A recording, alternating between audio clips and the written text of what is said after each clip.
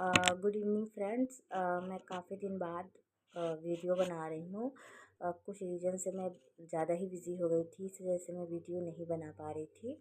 तो जैसा कि आपको पता है कि मेरे चैनल का नाम लॉ मेंटर अलका है और मैं लॉ से रिलेटेड वीडियो बनाती हूँ। तो यदि आपको मेरे वीडियोज़ अच्छे लगे तो उसको लाइक सब्सक्राइब और शेयर ज़रूर करिएगा।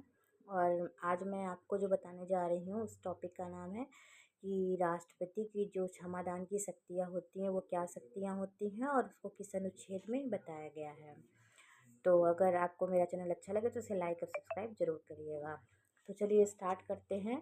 जैसा कि हमारे टॉपिक का नाम है कि राष्ट्रपति के क्षमादान की शक्तियाँ।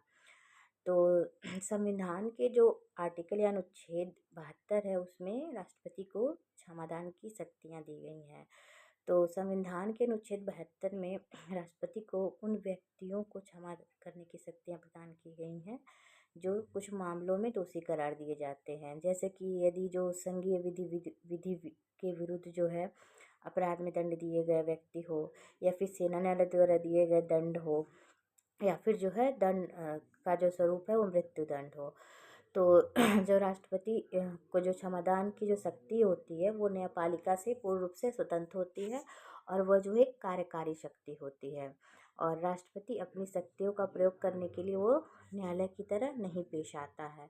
तो उसकी शक्तियाँ जो होती हैं वो पूर्ण रूप से न्यायपालिका से स्वतंत्र होती हैं। तो राष्ट्रपति की जो शक्तियाँ के जो स्वरूप हैं वो दो रूप हैं। पहला तो ये रूप है कि उसका जो है विधि में प्रयोग की जाने वाली न्यायिक गलती को सुधारना, और दूसरा जो है वो है कि यदि राष्ट्रपति दंड का जो है स्वरूप अधिक कड़ा मानता है तो उसको बचाव प्रदान करने के लिए। राष्ट्रपति के क्षमादान की शक्तियों में निम्नलिखित बातें सम्मिलित हैं। जैसा पहला है क्षमा, दूसरा क्या है परिहार, पहला जो है वो क्षमा है, दूसरा जो है वो लघुकरण है, तीसरा जो है परिहार है, चौथा जो है वो विराम है, और पांचवा जो है वो प्रविलंब है। तो पहले की बात करते हैं, इसमें दंड जो क्षमा है इसमें दंड और बंधीकरण दोनों को हटा दिया जाता है और तथा दोषी को कि सभी दंड तथा दंडादेशों और निर्हरताओं को पूर्णतः मुक्त कर दिया जाता है। दूसरा जो आता है परिहार, दूसरा जो आता है लघुकरण। इसका अर्थ यह है कि दंड के स्वरूप को बदलकर कम करना। मीन्स यदि मृत्यु दंड का, उसका अर्थ यह है कि यदि आपको मतलब किसी को मृत्यु दंड का लघुकरण कर कठोर कारावास में कर देना, या फिर जिसे साधारण कारावास में परिवर्तित किया जा सकता है। फिर तीसरा जो आपका आता है वो परिहार, ठीक है। परिहार इसका अर्थ है कि दंड के प्रकृति में परिवर्तन किए बिना उसकी अवधि को कम कर देना। मतलब कि दंड की जो क्या कहती है प्रकृति में कोई परिवर्तन नहीं होगा और उसकी अवधि भी कम हो जाएगी। जैसे उदाहरण के लिए 2 वर्ष के कठोर कारावास को 1 वर्ष के कठोर कारावास में परिहार कर देना, मतलब कम कर देना। चौथा आता है आपका जो फोर्थ है वो है विराम, ठीक है। इसका अर्थ है किसी दोषी को मूल रूप में दी गई जो जो सजा है को किन्हीं कारणोंवश या किन्हीं विशेष परिस्थितियों में कम कर देना, ठीक है। जैसे शारीरिक अपंगता या फिर अथवा महिलाओं को गर्भावस्था की अवधि के कारण, ठीक है। और फिर आपका पांचवा जो आता है वो आता है प्रविलंबन। इसका अर्थ है कि किसी दंड को पर अस्थायी रोक लगा देना। इसका उद्देश्य है कि दोषी व्यक्ति का क्षमा कर याचना अथवा दंड के स्वरूप को परिवर्तन की याचना के लिए समय देना, ठीक है। जैसा कि आपको पता है कि जो शक्तियाँ संविधान के अनुच्छेद 72 में राष्ट्रपति को प्रदान की गई है, वही शक्तियाँ संविधान के अनुच्छेद 161 के अंतर्गत राज्यपाल को दी गई हैं। और संविधान के अनुच्छेद 161 के अंतर्गत राज्य का राज्यपाल भी राष्ट्रपति की भांति क्षमादान की शक्ति रखता है। अतः राज्यपाल भी किसी दंड को क्षमा कर सकता है, अस्थाई, और वो सजा को जो है या किसी दंड को क्षमा कर सकता है और अस्थायी रूप से रोक सकता है सजा को, या सजा की अवधि को कम कर सकता है।